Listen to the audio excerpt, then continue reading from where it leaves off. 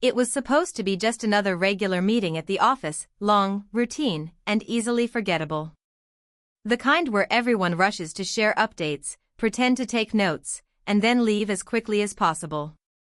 But that day, something felt slightly off. The air felt heavier, and even the usual jokes during the wrap-up didn't land the same way. I noticed Emily, my coworker, lingering a little longer than usual, her eyes flicking toward me during the meeting, her smile just a second too long.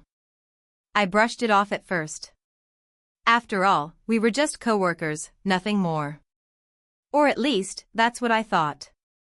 Emily had always been friendly, maybe even a bit too friendly at times, but I never gave it much thought.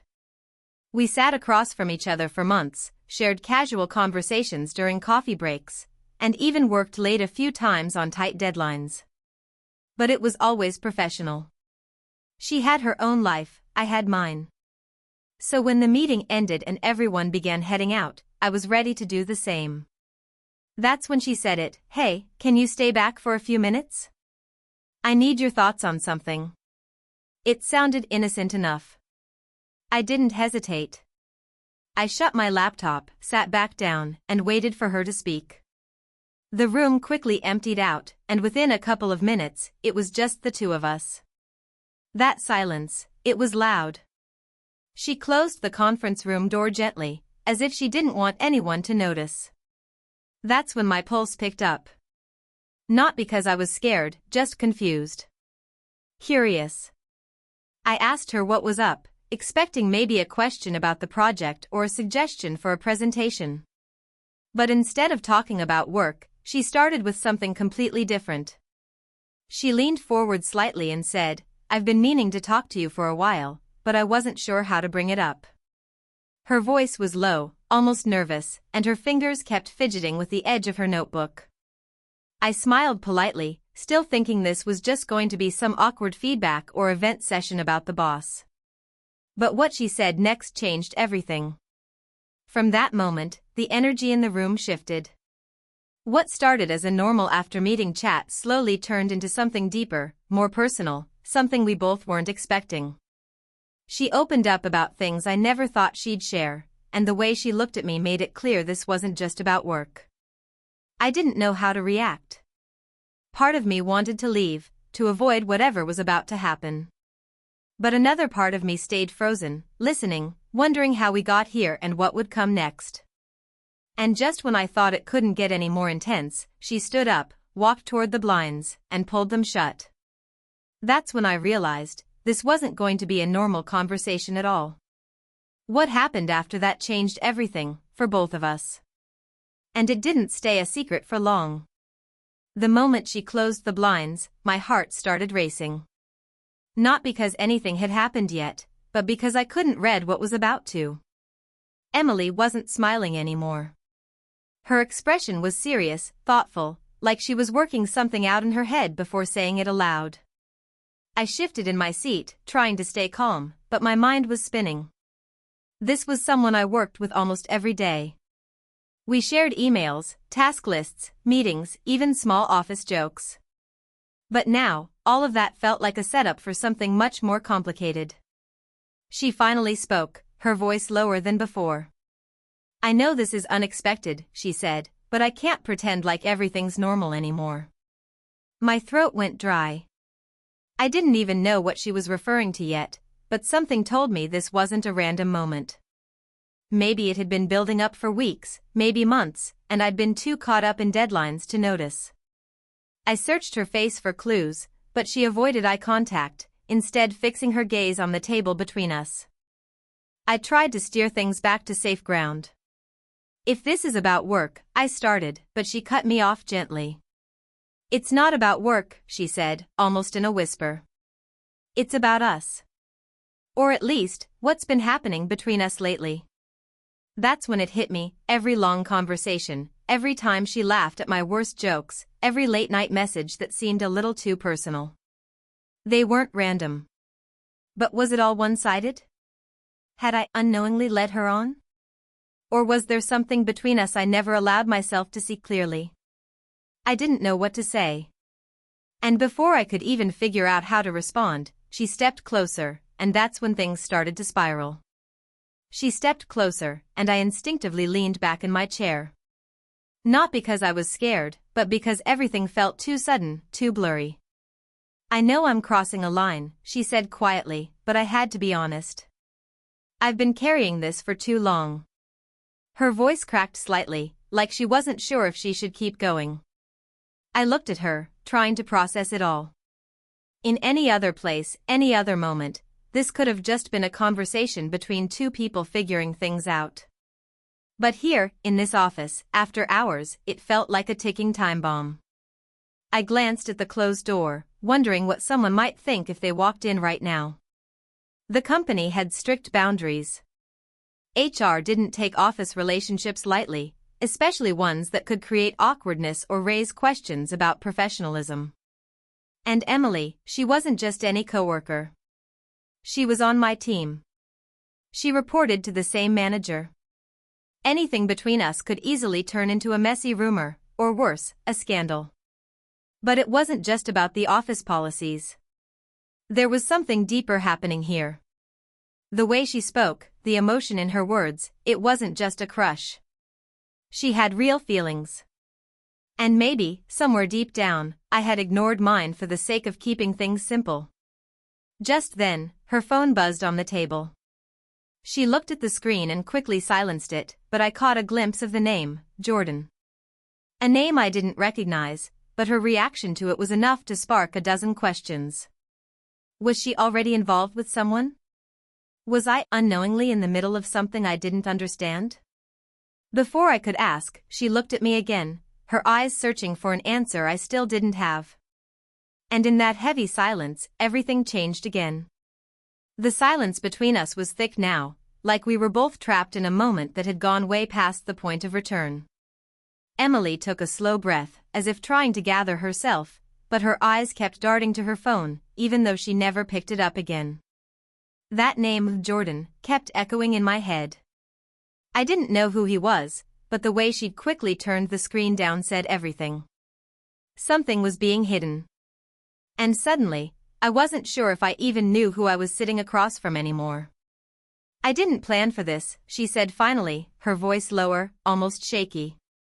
"But when you're around someone every day, sometimes feelings just happen." She gave me a look that held both regret and longing. "But it's complicated. More than you know." I wanted to ask her outright, who was Jordan? But something stopped me. Maybe it was the way she was looking at me, like she needed me to understand before judging her. Or maybe I was afraid of the answer. Still, the air between us had shifted. This wasn't just about a secret office connection anymore. It was something bigger, messier, layered with things neither of us had said out loud. Outside the conference room, I could hear a few late-working colleagues walking past, their voices distant. We were still in a public space, still in our professional world, but it felt like we were standing on the edge of something private and risky.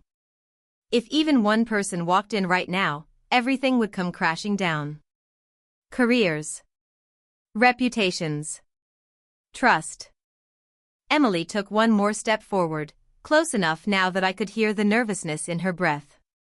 "There's something I need to tell you," she said, just above a whisper. And then the door handle turned.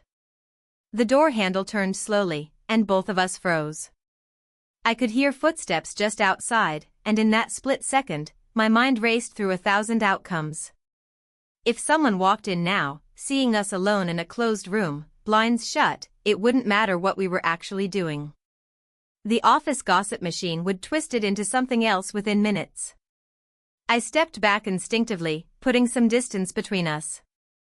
Emily's eyes widened in panic, but before the door opened fully, the sound of a phone ringing from the hallway distracted whoever it was. The handle stopped turning. The footsteps faded. Emily exhaled, visibly shaken. "That was close," she muttered, clutching her notebook like it could shield her. I couldn't even respond. My thoughts were still stuck on what she was about to say, what she needed to tell me. But before I could ask again, she looked at me, her expression shifting. "There's something else," she whispered, her voice even lower now. Jordan, he's not just someone I used to date. He's my fiancé. The words landed like a punch.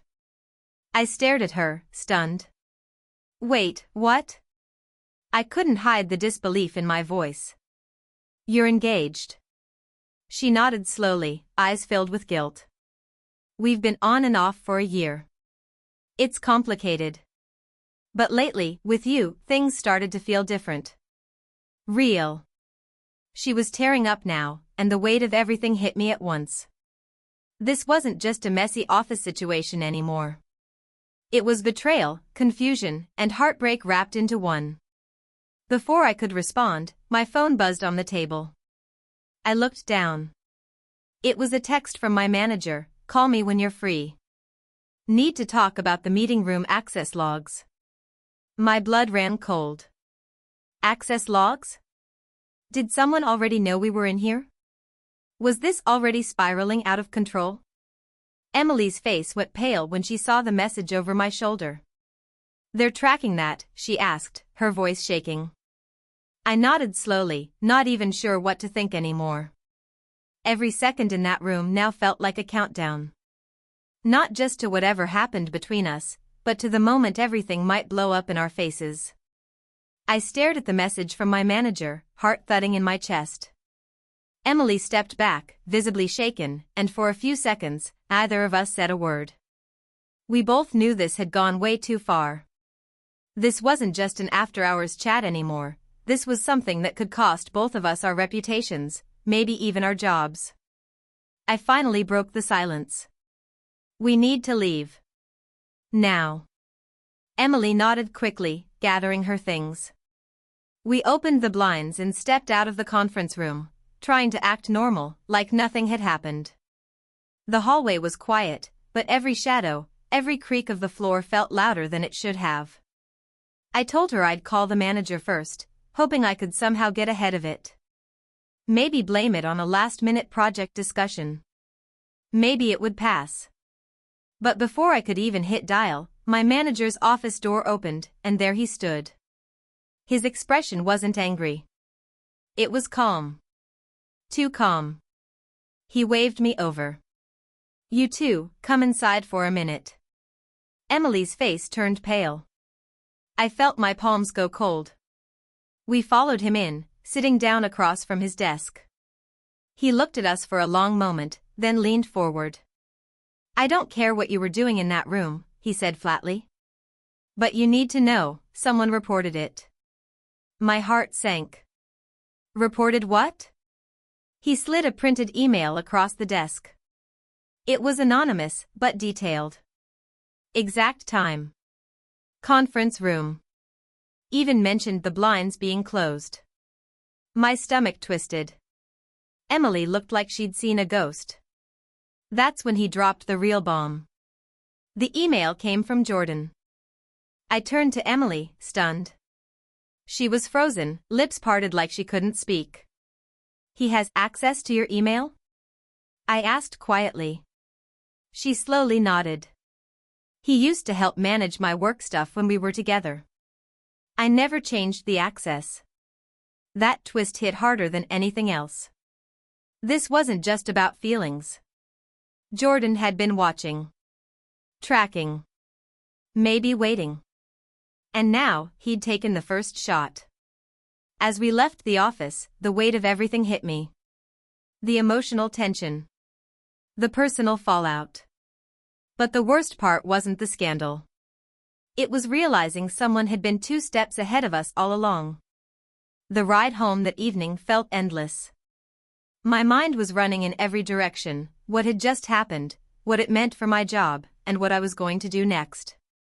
Emily hadn't said a word since we stepped out of the office. She just stared out the window, lost in thought, her face a mix of regret and disbelief. We both knew things couldn't go back to the way they were. The next day, HR called us in separately. They had already received the report, and while the details were vague enough to avoid serious consequences, we were still given warnings. Just being in that situation was enough to raise questions. Office relationships, especially secret ones, come with baggage, and we had unknowingly walked straight into it. That feeling of getting caught in an emotional mess where personal choices crash into professional boundaries, that's something you don't easily shake off. Emily and I agreed to take some distance. She ended things with Jordan officially, something she said should have happened long before. But the damage from him spying on her and sending that email left a scar she couldn't ignore. She moved to another department within the company to keep things less complicated. We kept it civil, but the closeness we once had faded. Looking back, I realized the biggest lesson was about boundaries, and what happens when you cross them without being fully honest with yourself or the people around you. Office scandals don't always start with something dramatic. Sometimes, they build slowly through silence, looks, and moments left unspoken. And by the time you realize how far you've gone, you're already in too deep. People still whisper now and then. That's just part of the workplace. But eventually, the gossip fades and real life goes on. I learned to be more aware of others, of myself, and of the fine line between personal connection and professional chaos. Not every story ends in disaster, but every one leaves a mark. And sometimes, the real scandal isn't what happened behind closed doors, it's everything that led up to it. 50.